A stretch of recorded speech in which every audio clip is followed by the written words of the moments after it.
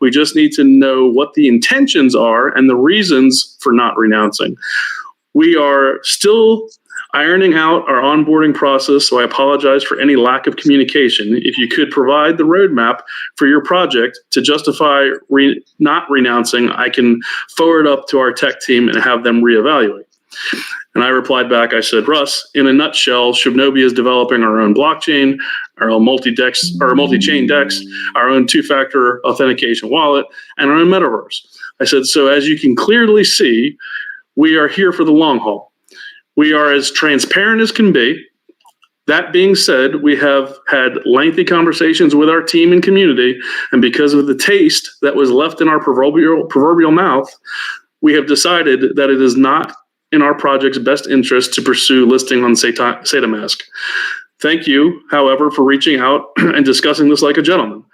I know you have had some challenges getting SataMask going, but I am sure you are close to correcting the issues, and I want to wish you all the success possible. I'm sure your team is working hard, and I commend you.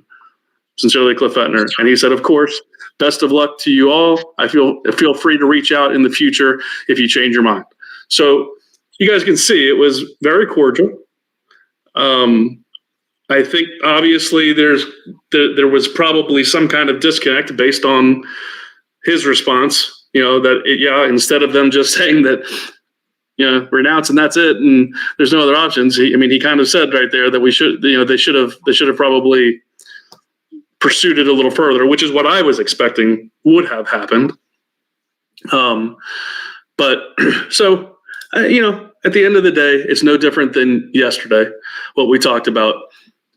Our goal right now and our primary objective is to do what we were always going to do, which was to build out our product and keep moving forward and achieve the goals that we have set in place. I don't think this changes anything. Again, like I said before, this was blown, I think, way out of proportion in the media space. Russ was obviously very cordial, very, very gentlemanlike. I have no qualms with that. And down the road, who knows? Maybe we'll reevaluate at some point. But I think for now, we're going to stay our course, just as we discussed yesterday. So I wanted to share that with everybody. I just wanted everybody the air to be cleared. Everybody knows exactly where we're at right now. Okay, that's great. So thanks, Clint. That's huge. And I think that helps answer a lot of people's questions and whatever lingering drama that's going on. It's not going on between the developers. It's not going on between the heads of the projects. It's very cordial and professional at that level, and everything else that's why he said it wasn't a big deal yesterday. And I agreed with it. So thanks for clearing that up. And this is why it's always important. I still stress the fact that we need to not beat on any other tokens. We need to not talk bad about any other projects, because that's the problem, I think, right now in this space, is that a lot of that goes on in the middle level. People within the communities that just do that, it doesn't necessarily represent the leadership of the communities. You hope that you try to get involved like we do. And I'm always telling you guys, don't do these things. Let's make sure we're doing the right thing and handling ourselves well. So you hope others will do that, but that's not always necessarily the case. But again, it doesn't necessarily come from the top. It's a lot of groups inside of some of these projects that are causing these things and escalating things to a point that they really shouldn't be. So just as everybody gets the bigger picture of things and kind of how things happen in this space and some of the things we want to try to fix and make better. That's part of what we're trying to do. So that's it. I've said enough about it. I just wanted to share that. Appreciate that. There's some more does it get any more transparent than that? I don't know. He's showing us our communication between the CEOs of these projects at hand. And I think it's well appreciated from our community. Well, good stuff. Anything else cooking?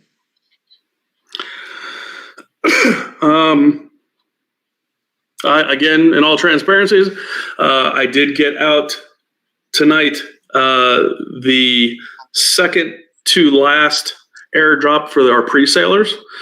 That was actually 3 weeks behind because I've been sick. So they've been very patient.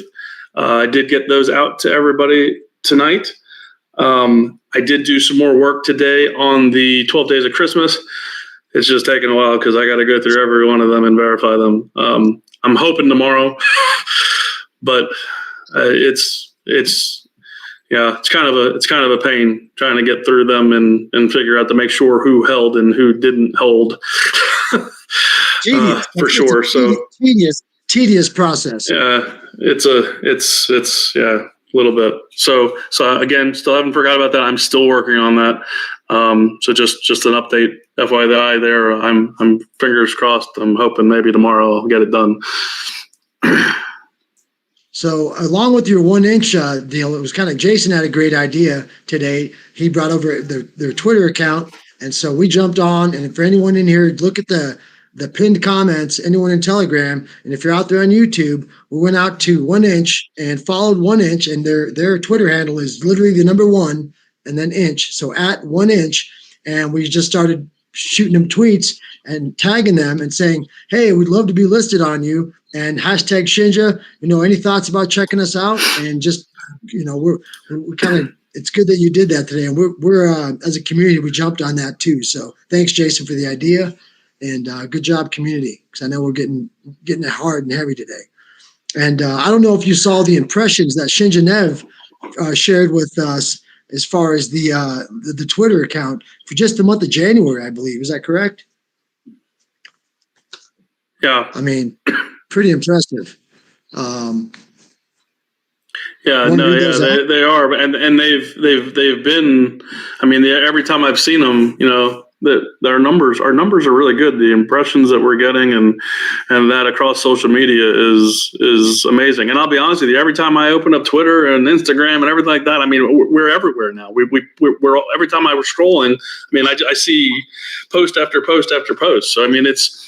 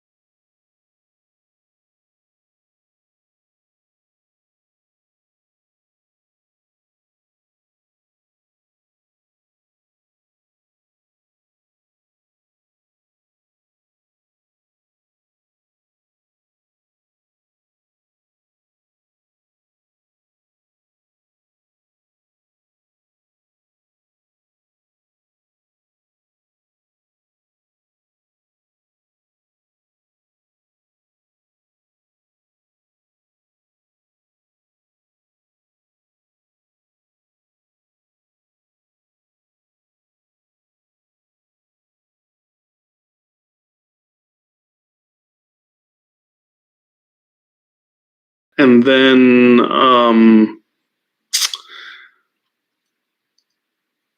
what else?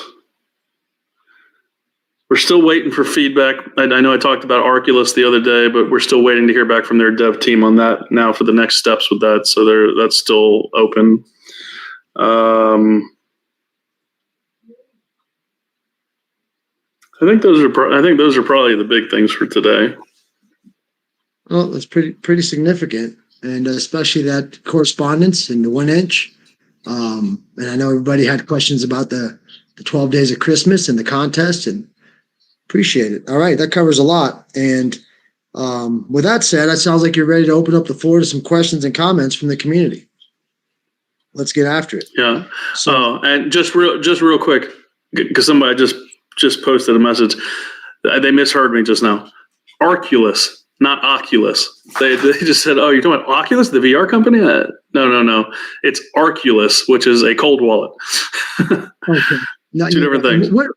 That's right, Arculus. Okay, so the cold wallet. There's in other words, there's another cold wallet that's going to have our token ready to roll in there that you can see it and swap it, mess around with it, see it. It'll be in your cold wallet. What about the Ocean? What's the NFT thing that platform OpenSea? that OpenSea? You want Yeah, to mention OpenSea. anything like that? Yeah, Yeah, so yeah, we do have our own OpenSea site now and verified, blue check mark verified OpenSea site. So some of I know that they're planning on some NFT giveaways. They'll be using that to do that, and so yeah, that's we've been verified now on OpenSea. perfect. So for everyone in Telegram, we saw that on Twitter, and there you have it. That's official. Perfect. And I know there was we'll get into the YouTube. But before I forget, actually, there was a question that came up with Crazy Man D and I earlier regarding the Katana wallet.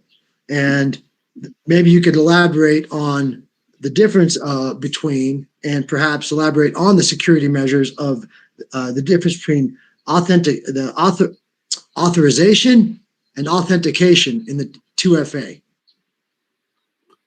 So yeah, it's going to have two-factor authentication. So what that means is it's just like a lot of your other apps now, whether it's Microsoft Teams, whether it's Office applications and things like that that use some kind of authenticator.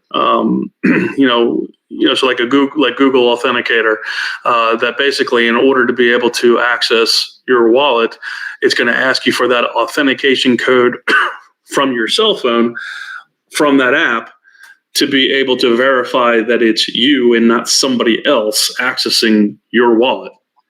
So that's the difference. So before somebody can actually process a transaction or do something, they have to have your phone. They got to have your phone so that you can generate the authentication code to put into the app.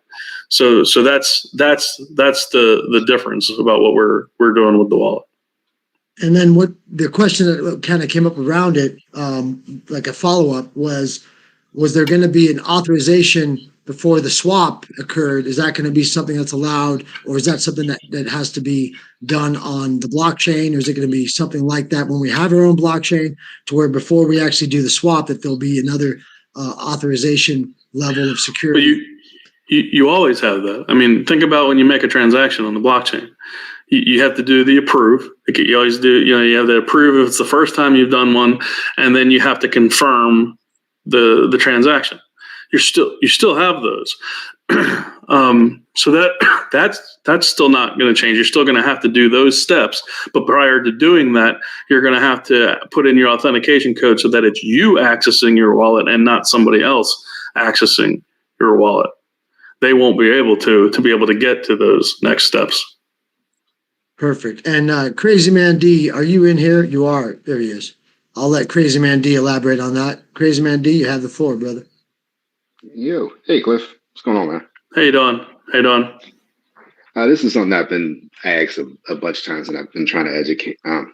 But I think the main concern is if when we come out of the blockchain, because I did say that for any wallet to be able to do this, it has to be tied to the blockchain. You can't just do it in the wallet itself. Was to how if you authorize any contract, after you authorize it to have full access to your funds, a malicious contract can perform swaps if you haven't disconnected from the service. So what the question was is there, when we're build our own blockchain, will we have a way so that every transaction, even if it's an approved contract, has to be authorized? So that eliminates that attack factor. I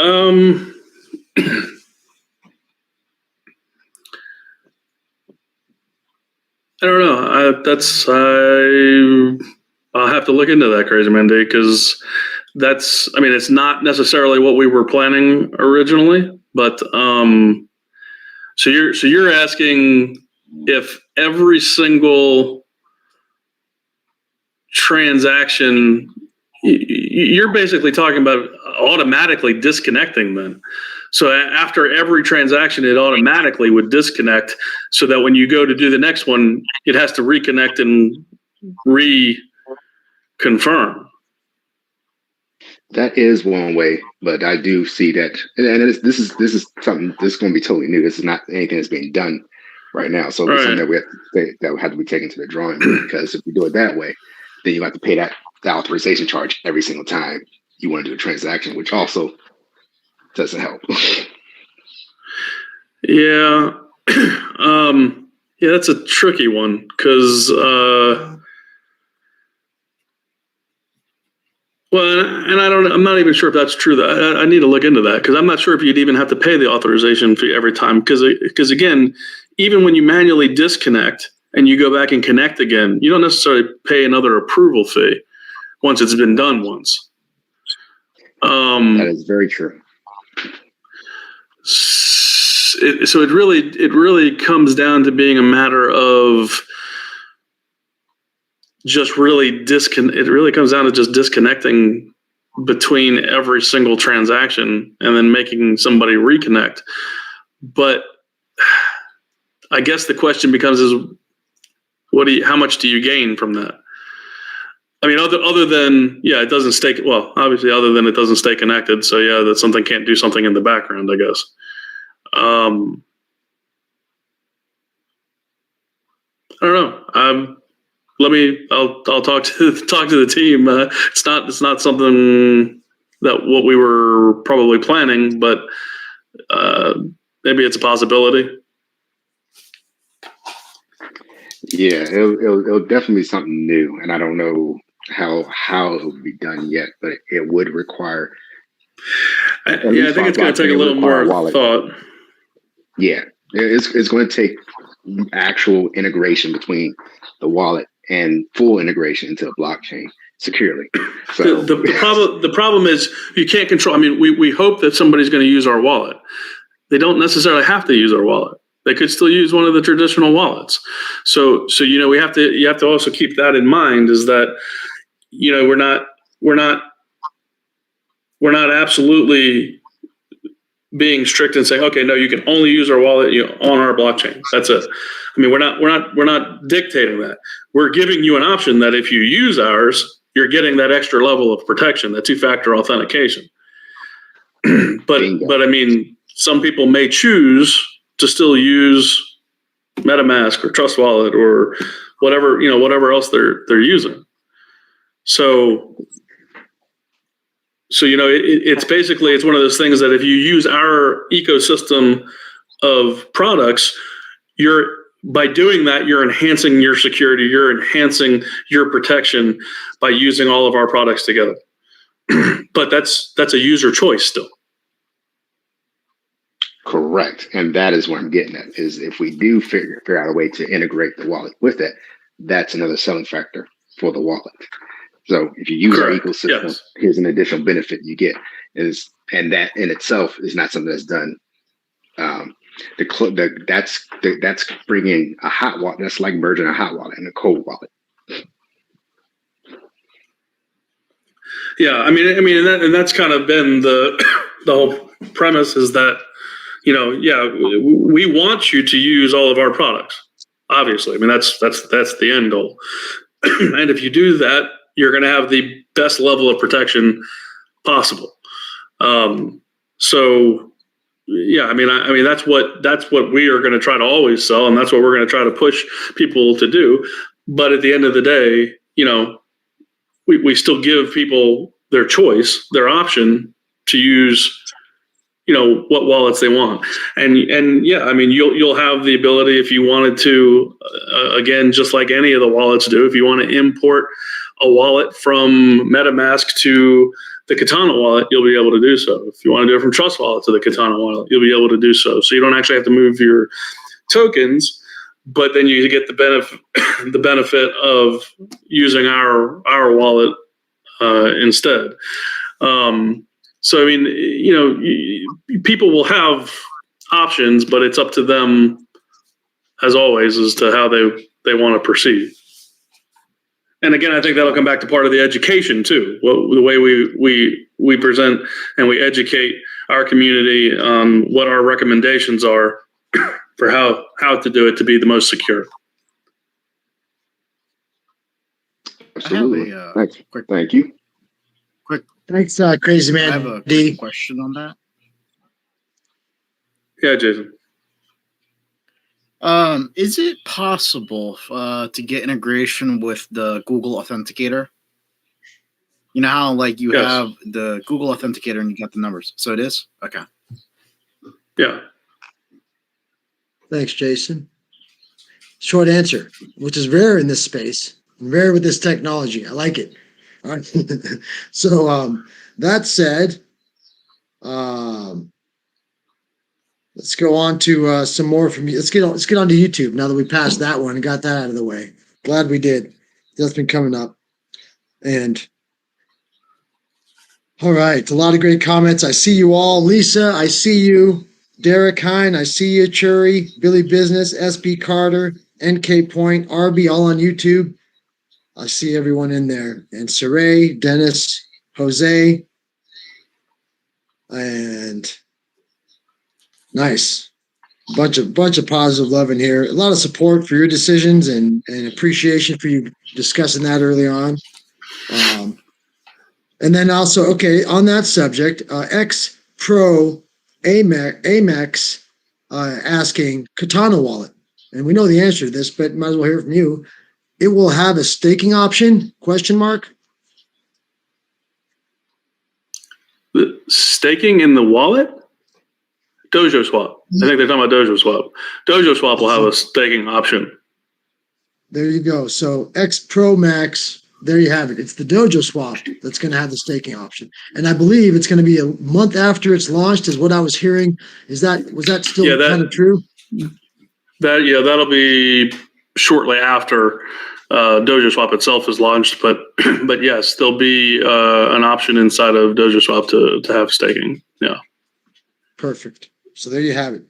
All right. And NK Pont asking, is Hotbit a safe exchange? Yeah. So we've had no indication for any reason why it's not. At this point, absolutely, we feel it's safe. That's why we got on it to offer a low cost option to a lot of people. And it seems so far that there's been a lot of people buying on it. So. Yeah, and to be clear, for anyone who's not aware yet, that the primary, like the foundation, the building blocks of what we're doing here is that with the utmost primary concern and focus is that the safety and security of our community members and our investors, the security, safety, transparency, legitimacy, honesty, integrity. That's the foundation of what all the things we're gearing towards and all the decisions that Cliff is making. And that's how we're growing like this. That's why the community's behind him in this way. So perfect. So David Gandy says, how is the bridging of the 4 chains going with the Dojo Swap? Are we talking about the pegged tokens? He must be saying, the bridging. Maybe he's confused on what bridging is, and I think he's thinking, how is the Dojo Swap going with all the different swaps? So right now, BSC is actually pretty much done and tested. ETH is in process of testing right now, and so is Polygon. So they're all, they're moving along well at this point. I have a meeting with our team on Wednesday of this coming week to do the next review. And kind of see where we're at, see if we are able to speed anything up anymore or not. But testing has been underway and it's moving along well. When you saw the demo that we put out the other week, that was actually actually working on the BSC network. So yeah, that's all coming along nicely. There you go.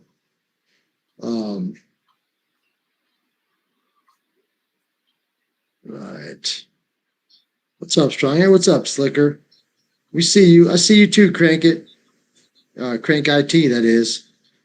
And Shibnobi Boris. I see you all. All right. make sure we hit that like button. We got bad idea, Dad, saying smash that subscribe and smash that like button and hit the notification bell. Sickly, we actually covered this last night, brother. The update on CERTIC it's happening. You can even check out the beginning of the AMA last night, and Cliff went over it. They're working at their pace, but it's coming right along. And that goes for Sickler a couple times. I did get that.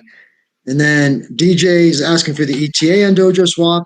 There's no exact date for that, but it's ahead of by all indicators, it's ahead of schedule. Is that fair to say? Correct, Cliff? So again, I put the date out there. It's the end of the first quarter.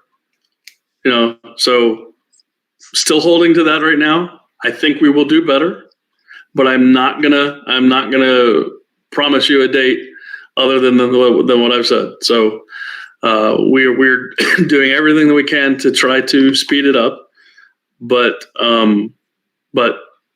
it needs to be right, and we're gonna test it and make sure that everything's right before we release. So I'm gonna hold to what I said. It's the end of the first quarter, and hopefully I'll pleasantly surprise everybody and we'll be before that. but that's where we're at. Perfect. And I guess it's amazing what 24 hours, as if 24 hours make a huge difference. But any news on listing on Bitmart? What's the update on Bitmart? So 5 hours goes by. And there's honestly, no, it's actually a good question, because I'm kind of torn at this point. I think they've filled their obligation for probably most everybody. I'm not convinced that it's probably 100% everybody.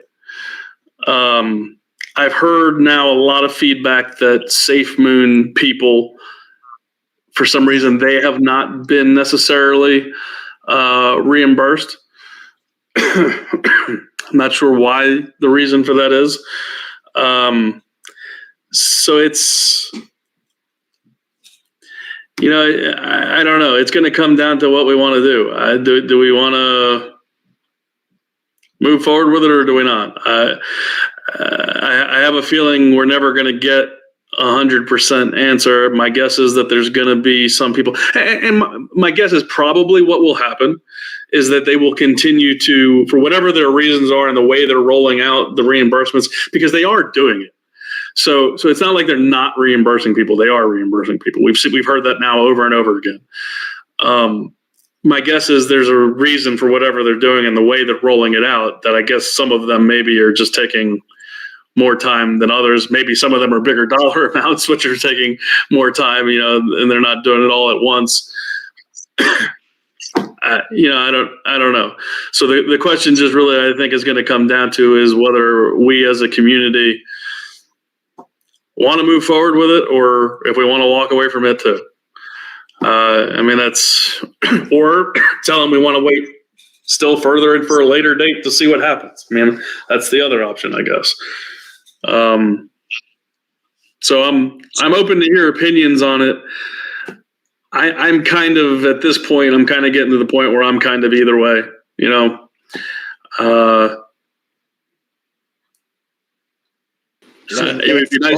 would be nice to get on.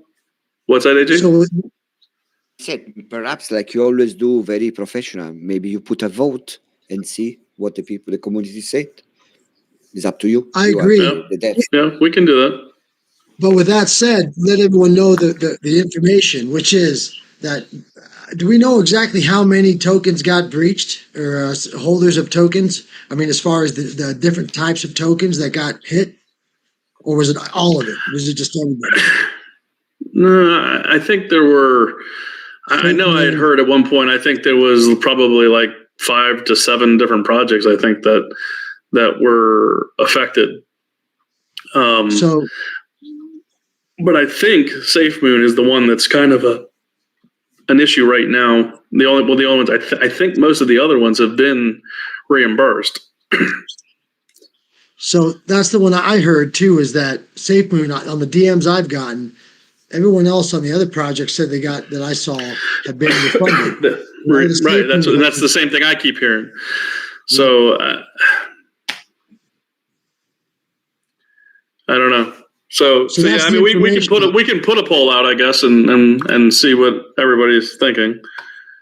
So with that said, on YouTube, if you want to have a say in that, you know the drill. Hashtag Shinja, and then put in what your thoughts are on Bitmart as far as us listing on there. Even though they haven't refunded all their SafeMoon people, they refunded all the other people that had money, and even same people that had money on both projects or multiple projects receive refunds on other projects, except not on the SafeMoon value. So with that information, hashtag Shinja, and then your answer in the live YouTube. And on Discord, same thing. Jason will give us some data over there.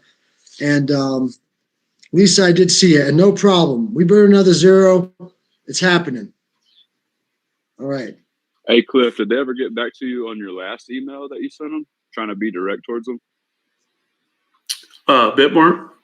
Yeah, correct. So we have a Telegram chat, and yeah, we were going back and forth in the Telegram chat, but yeah, I mean, there was no more clearer answer than what they sent that I talked about the other night, and that's why I'm not sure we're gonna get any more. I think it's going to come down to what we want to do. Do we want to proceed or not as a community?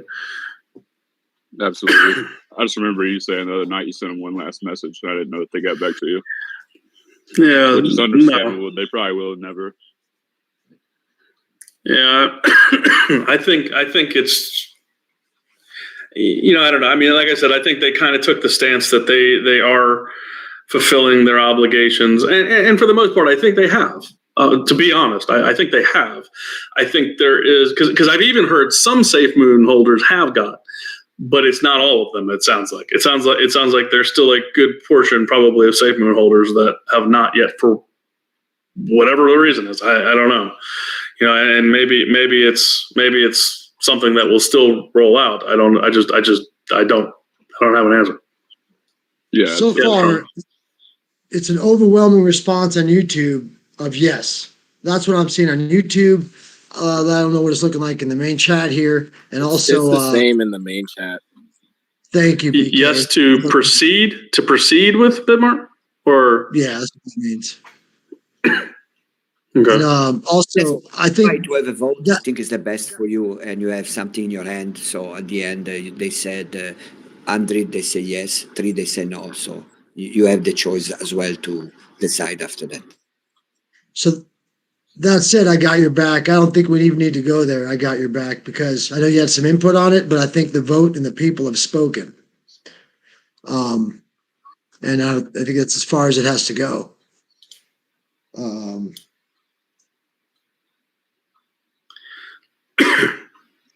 Someone's asking, Ligro says, what about Sheeple? Go ahead. I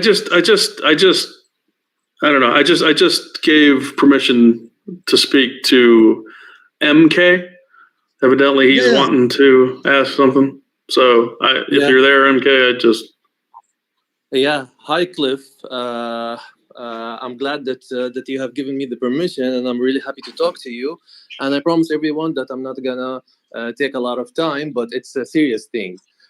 Cliff, this is the first time we talk. I'm an IT background, and also I own an IT business, and I'm in crypto for like more than a year or maybe 2 years. Now, I have had my wallet wiped, so I'm the one who raised the question earlier about the two-factor authorization and authentication. Now, allow me to speak. Just to cut it short. Now, SafePal wallet has the two-factor authentication. So before I open my SafePal wallet, I just get the biometrics to authenticate me logging into the wallet. But the problem is, and what I'm asking to have, and I think that's going to be really unique and it's going to be a strong selling point, and it aligns with the project message of Shinja. I mean, to have it secured and to enhance the crypto ecosystem and crypto world. is to have the authorization before every transaction, or at least you get a grace period of 15 minutes or whatever time that you set up on the wallet. I don't know if this authorization is going to have to be set Oh, up. so you're saying with theirs, basically when you first enter into their application, it prompts you for the authentication, but then that's it. It doesn't again until maybe sometime much later or some long timeout period or something like that. Is that what you're saying? Yes, now this is half of what I'm saying. Yes, and on SafePal, when you first open the app, it requires a fingerprint or a Face ID, and if you leave it for 15 minutes or 10 minutes or 5 minutes, again it will ask you again for authorization to use the app. But the other half of my message, the other half of my message is, what if somebody got my seed phrase and then add it on MetaMask? He will be able to import my wallet, and he will be able to do all transactions on the blockchain without even any authentication or authorization. So why don't we add? Yeah, go ahead. Go ahead. Finish. Make sure I don't make sure. Yeah, so personally, my wallet got wiped out because I added a malicious contract, and then they were able to do transactions on my behalf using that authorization. I was not knowing. I was using MetaMask, and MetaMask doesn't give notifications of transactions going on.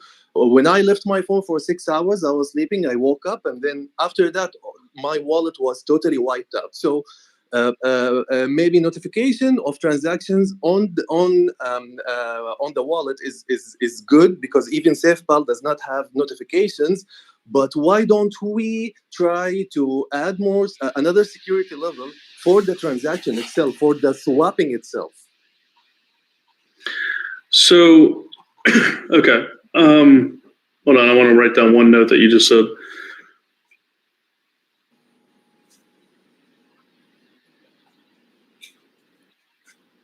I'm really interested in this. I'm with you. Yeah. So here's the thing, because the one thing that you said earlier that is still going to be a problem.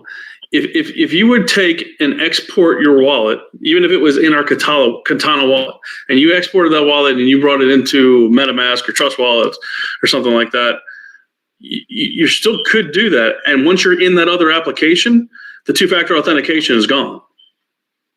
Great. So okay, that's a problem. Well, it's not great. I mean, that's a problem really, because if somebody does get your seed phrase, yeah, they can still take it and put it in some other application, and they're going to be able to access your wallet. So I mean, it's still one of those things that you can't ever let your seed phrase get out. Your seed phrase gets out, I mean, that you're screwed. What we're preventing with the two-factor authentication is the ability of, like, when you get the dusting tokens and things where somebody is trying to access your account that's in that wallet, and then if they don't have your phone and they don't have the authentication code, they're not going to be able to access it. So that's kind of the difference. But if somebody gets your seed phrase and they import that into whatever application they want, that's out of our control, because it's not part of our ecosystem. It's not part of our wallet system. Cliff, I would like to brainstorm it later, maybe with you. I know it's early, but let me just respond in simple two phrases. Why, if your concern is the leakage of the seed phrase, why don't we tie the wallet to the blockchain, to our blockchain, and we have some kind of marriage or something? Even if the seed phrase was leaked, then we protect the user, and it's going to be a very strong selling point. The other thing is, even if we have this authorization, I mean, having this kind of authorization for transaction, even if the seed phrase was leaked or a malicious contract was added, then still, okay, let's say we have it on the blockchain or whatever we do it, still having this transaction authorization in place would minimize the chance of stealing the wallet.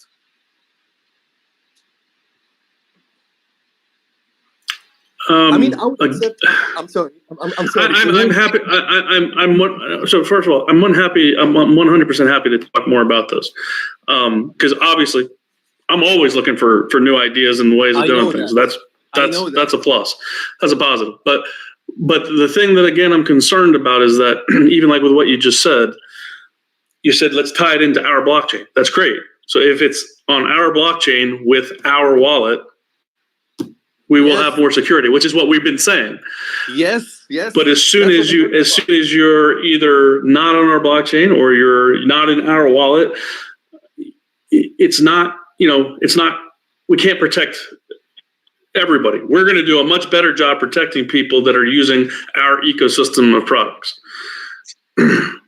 Okay, so there are going to be loopholes if people start choosing to still use other products in conjunction with our stuff. Does that make sense? Okay, so final question. So you want to say that even if we have our wallet on another blockchain, we cannot have the authorization transaction authorization. This is what you want to say. So we would no. So if you use our wallet on another blockchain or with other blockchains, you'll still have our two-factor authentication. What you were talking about though, with trying to tie it to the blockchain. Even if we did that, even if we did somehow tie that together with our blockchain, you obviously wouldn't have that when you go to another blockchain and use our wallet. You'd get the two-factor authentication. You wouldn't have that integration with the blockchain. That's what I'm saying. There's when you mix and match, there's always going to be some loss of overall total functionality. The best protection is if we use our ecosystem of products and we use all of it together. Okay, great. And I would love to talk to you about it later. I'm really interested in this, and this is my background. This is my field. I would love to be with you. I'm happy to. Sure. Happy to. Great. Happy to. Thank you so much. Thank you for kindness. Thank you. Yep. Thanks, MK. All right. So not that was MK, another one. Just send me a message, and we'll set something up. I did already send you. Thank you so much. Oh, great. Okay, great. Just click on him and send message. It'll go right to that thread. And AG, sorry to interrupt, brother. And go ahead. No, I just said somebody just bought 30 ETH. We are going up, really. Oh yeah, they like our conversations. Yeah, I think so. I think more we don't talk and more we get bought. Yeah, anyway, it's good. Yep. And that was my thought anyway with MK, because he mentioned it, and I thought I was going to put you two in touch anyway, because it was, he had some great ideas, and I'm glad that he spoke them on here, and you guys will follow up, and then I'm sure we'll hear about what that discussion's about in here. If anybody wants to know, that'll be revealed here. As you know, Cliff is not shy about being transparent with anything. So. No, and I'm always open to new ideas, and especially if they come from our community. If there's other things that people are thinking about and have ideas or have experience, just like he's in the IT field, and he's got some ideas that to integrate for IT security wise. Yeah, I'm all about listening to those types of things and bringing them in and seeing what we can add. And that's what it'll always be. Because as we grow the product line, even once we have our base products, we're always going to be looking for enhancements, for new features, for things to add to them. So, I mean, it's always like we were talking about this last night. Technology changes. It's going to be an ever-growing experience to keep up to date and keep up with the current technologies.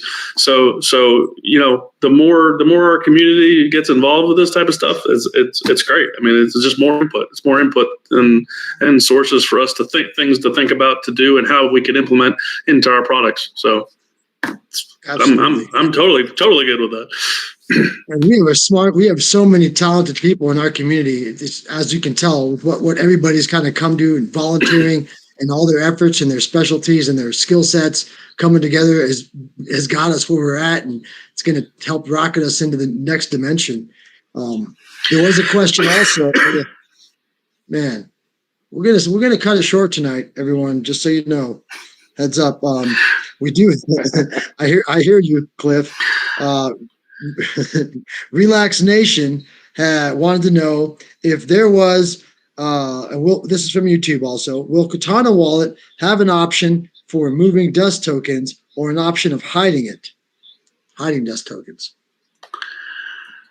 Again, really, the dust token thing is going to go back to the blockchain. We're trying to add things to the blockchain to help, hopefully, eliminate some of the dust tokens. So that's first and foremost. That's where that first line of defense is going to fall, is within the blockchain itself. The wallet, we had talked about maybe hiding tokens, but again, typically with the wallets, if you really break it down and you think about it, just like most of the wallets, unless you add the token, it doesn't show up in the list anyway. You typically are adding a custom token to get it to show up. So where you see it, and what you're actually probably asking about for trying to hide it, it's when you go to like either scan or the BSC scan, and you look at your total your wallet and you see all the tokens there. So what we were talking about maybe doing is, because once we have our own blockchain, we will have our own explorer, just like that, just like either scan or polyscan. So anything that would be on our blockchain, if there was something that got through, we could possibly make a feature in the explorer to be able to hide certain tokens. But again, the first and foremost part of it, or what we're trying to do, is actually within the blockchain add additional security, so that we're hoping to prevent some of the the dust tokens. Perfect. Is that Crazy Man D? Yeah, I'll be real quick with this one. Hey, Cliff, one note we could make, since we're going to have a relationship between the different blockchains, I know there's a capability to blocklist things when it came to like copyright infringement. They could put a notice out to blocklist contracts where they're not usable. What if we utilize our relationship to, we know we have the dust token problem. We're going to have a way to try to mitigate them. But what if we also have a way to report them? Report them to who? Who are we reporting them to? So I know there's a way. So for one of the issues is like, for tokens coming up, there's copyright infringement. If a copyright infringement gets filed, your contract could get blacklisted. You won't be available to be used on any exchange. No transactions will happen, etc. Is there a way that we could utilize something like that for like a reporting mechanism?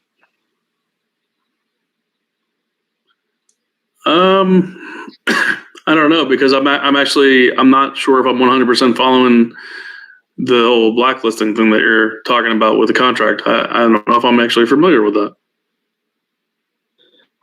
Can you elaborate on that a little bit?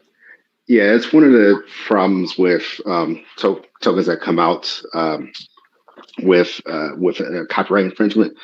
Once the lawyers get involved, they get issue a copyright command, basically where your token gets blacklisted on some of the blockchains. Blacklisted on some of the blacklisted. Yeah, blacklisted. Where basically your transaction, nobody can swap that token. It just literally doesn't work anymore. I don't know. I don't have an answer to that, because I'll be honest with you, I've never seen that actually happen. Have you? Do you know a token that happened with? Let me do some research, because it was something that I was researching with when I was going through some of the other tokens. Basically, what ends up happening is from our point of view. Because when you say it's a copyright infringement, you're basically saying that somebody copied another contract and then somebody sued and they somehow won and were ordered to blacklist. I mean, this is crypto. I'm struggling with how that would take place, I guess. So I'll get to the specifics, but it's more not copy a contract. It's copy, for example, let's say there's somebody brought up a you're fully copyrighted. Somebody any Disney character. Somebody start a token. Oh, so you're talking. Okay, so you're talking. Yeah, you're talking about copyrights for like your logos and right stuff about the project, not the contract itself. No. The offshoot. What you're saying is because of the copyright infringement, the offshoot is that somehow somebody is reporting that to the major blockchains, and they are basically disabling the contracts so that people can't buy them. That's an interesting thing too, because then what happens to all the people that had already bought? They just lose their money? That is what happens. So that's one of the reasons why you got to be careful of the projects you get into. If it does get hit with a copyright strike, yeah, it literally just looks like a rug pull to you. It looks like it just disappeared. Yeah, I don't know. I'll be honest, Crazy Man D. I'd like to know more about that because I haven't seen that happen. I mean, I know I have heard where there've been some copyright things where like Marvel went after a couple of projects because they didn't like what people were using. But I'd never really heard where they shut down a contract from being able to be traded. I knew there was lawsuits, but I never heard where they were actually able to shut down a contract. So I'd like to hear more about it if you get more information on it. Will do. Thank you, Crazy Man D. All right, moving right along. There was a nice comment in there I thought was cool. Someone, and I didn't get their name because it passed up. They're flying through the comments on there, but just kind of mentioned that Cardano doesn't have a renounced contract. So anyway, figured that. Jump on there. Facts. And Chosen, we don't get to hear from Chosen often. So Chosen, go ahead. Hi, Cliff. Hi, Strong. How you guys doing? Good. How are you doing? Is I had a scare a couple of weeks ago, and I created a new wallet, and I moved everything. Not everything. I moved my four of the major ones to my new wallet, and Shinobi does not show on my old wallet. So my question is, why is it not showing? If you know why. Because I know that if I was one of the winners, because I did make a purchase during the 12 days, and I think it would be airdropped to, if anything, it would be airdropped to the old wallet, but it's not showing up. I've copied the contract address, and it says the token is already listed under the custom import on my MetaMask wallet. So I'm just trying to figure out, and I looked at Etherscan. It shows the transaction happened, but it doesn't show the the other tokens that were transferred over. It shows like whatever tokens that didn't come over, a small amount or whatever, or zero or whatever, but it still shows a name. So just so I understand though, so you had originally at some point you bought Shinja token, right? Right. And then you said you had whatever issue, compromised wallet, and you moved everything to a different wallet. You personally moved everything, correct? Correct. So you're saying when you went to move everything, when you got to Shinja, your total quantity showed zero, and you weren't able to move it. Is that what you're saying? No. I moved it over, and I think this is my first time doing it. When you do a transfer to a new wallet, you have to pay I paid a gas fee, and then you lose a certain amount of tokens. The tax, but right? The tax. Okay, but it still left tokens I think I moved just 4 tokens. The other tokens show a remainder of tokens, a small amount that didn't transfer over, and that's fine. But Shinobi doesn't show at all, as if it never was in that wallet. So I'm wondering. In the new wallet. No, in the new wallet, it's there. My tokens are there, so I'm fine with it. I'm just curious as to why Shinobi or Shinja's not showing in my old wallet that I still have, because I didn't transfer everything over. So if you want to privately send me your wallet address, I can take a look and see what I see, but I I don't know. Without looking at it, I couldn't tell you. Because okay, so let's just say I. Because how did you? If they didn't, I think what's messing me up right now is if it didn't show up in your old wallet, which it had to at some point because you did transfer over some of it. You said to the new wallet. How did you do it if it never showed up? No, it's okay. It was previously there. I created a new MetaMask wallet. I transferred four of my tokens over because those literally 4 tokens. Four other tokens. Not Shinja, not 4 Shinja tokens. I'm sorry. Gotcha. 4 projects. Gotcha. Okay. So the other 3 projects still show in my old wallet because I still have other smaller tokens in that wallet that I didn't want to move over to my new wallet. So my old wallet, I still see the other 3, but Shinobi doesn't show. And the only reason why I'm just curious is because when you say hold on, when you say it doesn't show, first of all, what wallet are you using? Trust Wallet, MetaMask? No, MetaMask. Okay, so MetaMask. So in MetaMask itself, it doesn't show.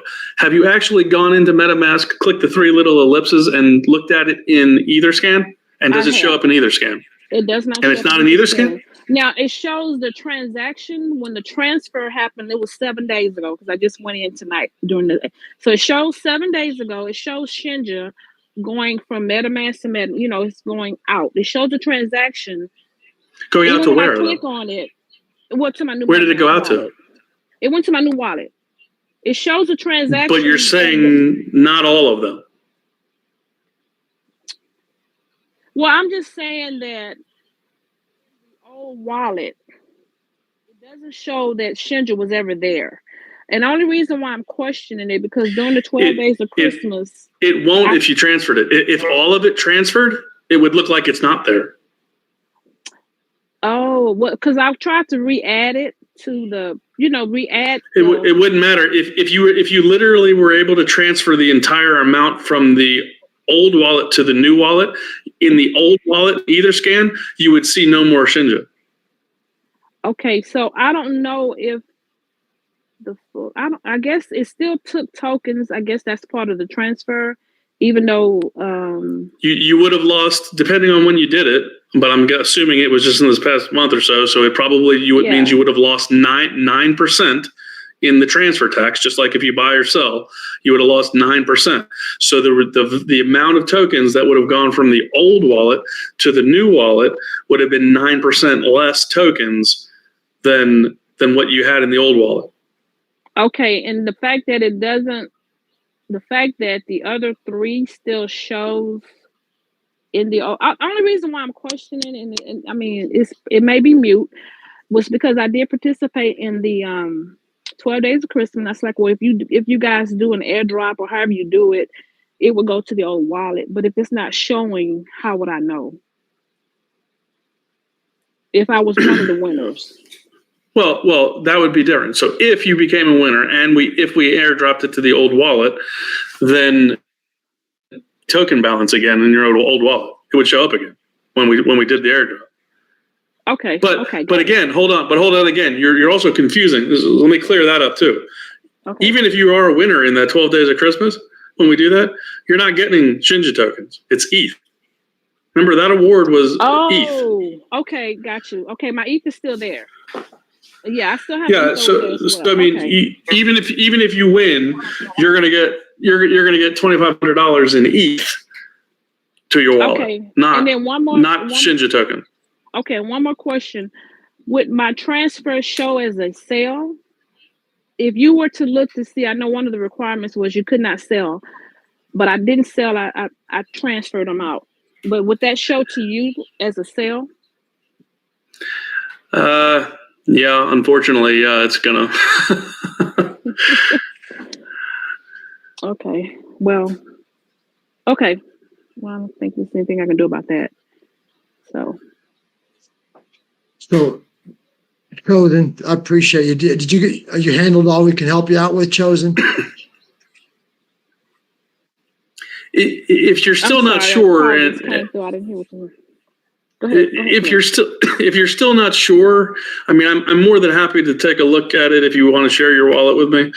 Okay, I can will. try to look at it just to make sure there's not something else going on. But it sounds to me like you probably transferred it over. You paid the 9%, and all of it transfers. It's probably why it's not showing a balance anymore in the old wallet. But without looking at it for sure, I can't tell 100%. Okay, I'll DM it to you. All right. Yeah. Okay, thank you. Thank you, Chosen. You're the best. Thank you. And everyone thank you. you're very welcome. And just want to make sure everyone in YouTube or wherever you're at, this is actually what separates us apart. You know, us helping Cliff sitting there he'll take any questions. And we take this in the VC all day long. And we're more than happy to do it because it's helping our community members. It's teaching them about this complex DeFi. And every one of us was at one point trying to figure out A from B also. And let's not forget where we came from. And that, Chosen now, when she learns this, and as she's learning it, she's going to go tell 10 more of her friends. And then they're going to tell 10 of their friends. And this is what we're doing here. There's nowhere else to learn this stuff other than doing it here and helping with each other. So be patient. We are, and that's what makes us, that's part of what we stand for. So go easy, be light, and spread the positivity, fam. Okay, that said, I know Dr. DeVang, we haven't heard from him in a while. Let's check in with Dr. DeVang. How you doing, doctor? Hey, I'm good. Oh, sorry, it was actually by mistake. I just touched my hand right there. So sorry about that. But I think what that lady was saying is because generally with all these so many zeros tokens, when you transferred some amount, so looks like maybe she transferred 90% of overall her token, and the other 10% went on the tax-wise. So that's why she was wondering why the other 3 are there, but not the Shinja token in the old wallet. But it happens sometimes it's all gone in the tax, then maybe she's not even showing at all. That's what maybe her own concern that something happened or where did it go? So I think that's where she was kind of having question. That's my opinion. That's why I said, I mean, without really looking at it, it's kind of hard to be 100% sure what happened. But if she sends it to me, I'll take a look at it and I'll help her with it. Definitely. Yeah, keep going, guys. Perfect. Thank you, Dr. DeVang. And everyone who doesn't know who Dr. DeVang is and what he means to our community, he actually has a dental practice in Los Angeles, and he accepts Shibnobi as payment. All of his staff are Shibnobi holders, and they have staff meetings about Shibnobi, and he gives discounts to his patients when they're having a certain amount of work done, and with the understanding that the $1,000 or a couple $1,000 that they save on the work, that they buy Shibnobi with it. So it's pretty amazing. And he's got a banner out front that says he accepts Ethereum and Shibnobi, and he's a pretty special guy. We got to meet his cousin when we were in Miami. It was a lot of fun. So we look forward to meeting him as well. So thank you, Dr. DeVang, for all you do for us. All right. So now we'll get to some people in Telegram as well. And I think we have time for a few more in addition to that. And we will get to Gas Fee. Gas Fee, you had your hand up from before. Gas Fee, you still around? You can put your hand up, Gas Fee, if you're there. And everyone else with your hand up, I have your names written down in order. But Gas Fee, if you're there, go ahead and put your hand back up. I don't see you. I'm going to go down the list here. Pay attention for your names because your hand might have went down. All right, say Thomas Savage. I know we had you in there earlier. Say Thomas Savage. If your hand, you want to put your hand back up, please do. If you're still there. All right, next on the list. Oh, Shinja Knight, you had your hand up for more. Go ahead. Shinja Knight. How you doing, brother? You can unmute yourself. Just hit that blue button, and it turns green, and then you have the floor, Shinja Knight, if you're listening.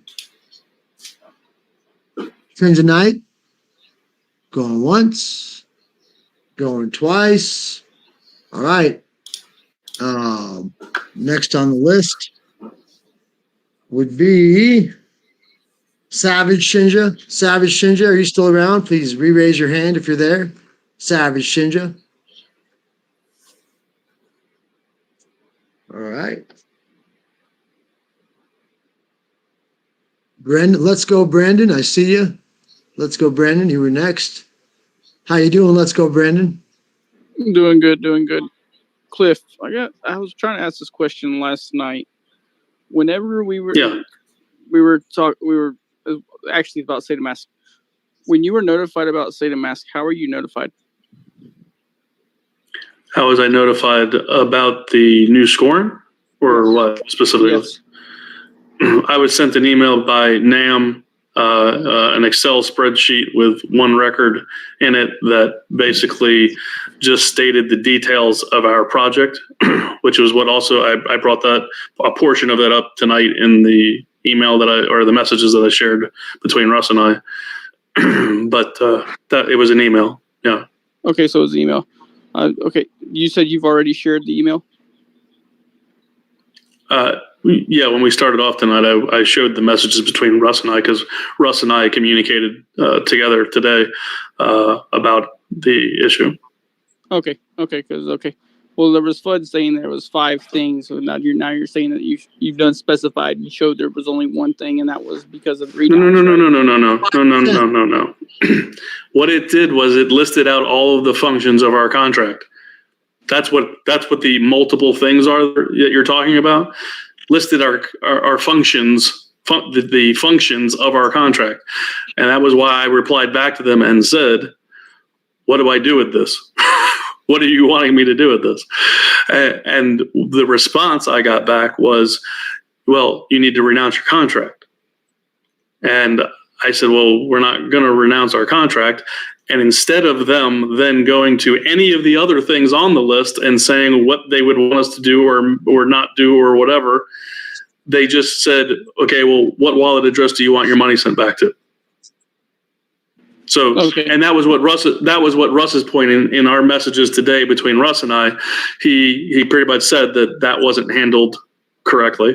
They should have come back because, he said not renouncing a contract should not have been a deal breaker, and there should have been other things that we could have discussed. And actually, he even said even the other things may not have been a problem as long as they would have got an understanding of what our intentions were with the project. But see, they never asked any of that. They just went right to what's your wallet address? We're going to send your money back. What were the other things that they were scared of? Hold on, I'll pull it up again. 1 second.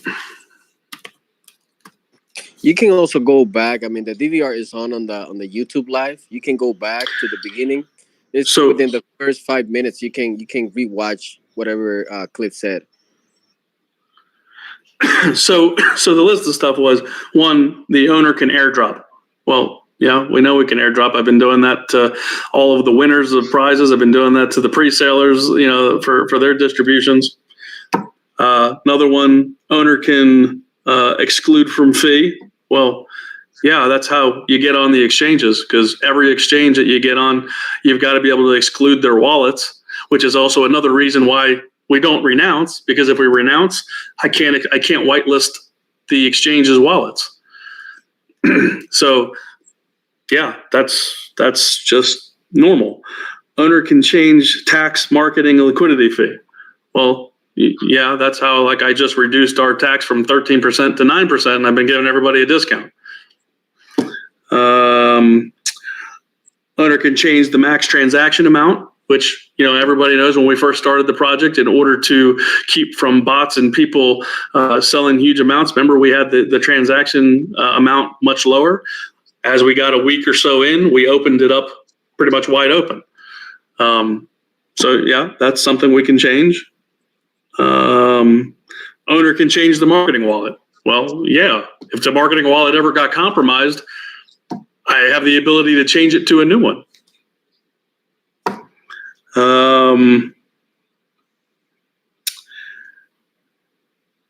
Owner can change the number of tokens to add to liquidity. Well, that's the liquidity tax. So that's the same thing as the last one that they already said. Yeah, we can change what the taxes, how they're allocated. owner can withdraw. Well, I don't even know what that one is. The owner can withdraw BNB and ERC tokens, but I don't even really know what they mean by that one. Owner can remove bot wallets. So the bot wallets is basically our blacklist function. So yes, we've done that too, because we had a bunch of people that were scamming our community members, putting out wallet addresses for people to send their Shinja tokens to, telling them that they were going to, if they send them their tokens, they're going to get more back in return. Every time we've found one of those scams, we've blacklisted those wallets so that they don't take our community members' tokens. And on top of that, the whole private sale thing, when we did have the initial onset, at the very beginning, when somebody broke the rules, we blacklisted them too. So yeah, that's a function we have.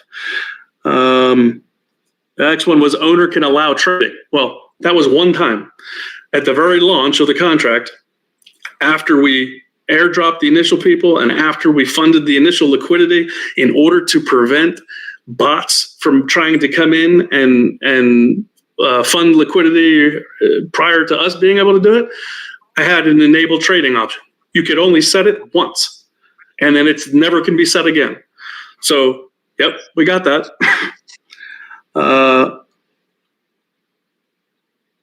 And then owner can lock and unlock by way of using functions and privileges. But yeah, you can, well, that's the renounce. I think what they're getting at there, that's the renounce. But yeah, anybody, if we wanted to renounce, yes, I could renounce. So that's the list. That's what they gave me. And that's why I said, what do you want me to do with this? Because these are the things that we built into the contract to specifically protect our community, to make it so that we didn't get botted when we launched. I got nothing there that I would even want to change. Nope. Awesome. I'm glad you didn't. That's right, just what I wanted to hear. Thanks. Let's go, clearing that Brandon. Really appreciate you being here, brother. Thanks for the questions, and thanks to help get clarification for everyone out there. It's good. So we appreciate it.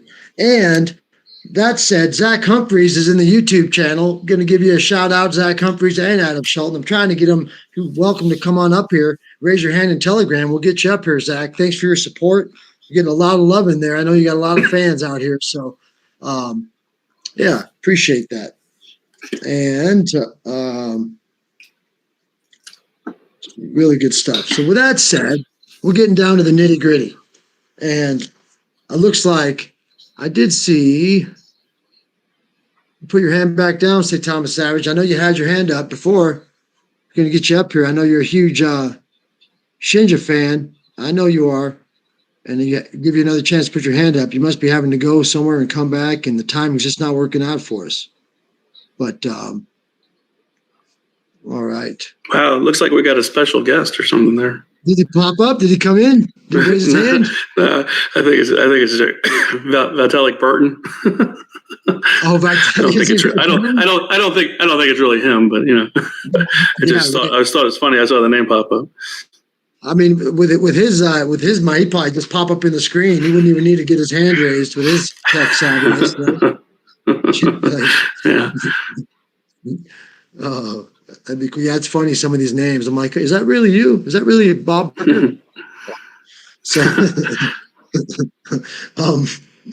all right. So, Nova, we're going to get to Nova here. Nova's been a really amazing member addition to our community, and he has been waiting for a while. So, Nova, my friend, how you doing?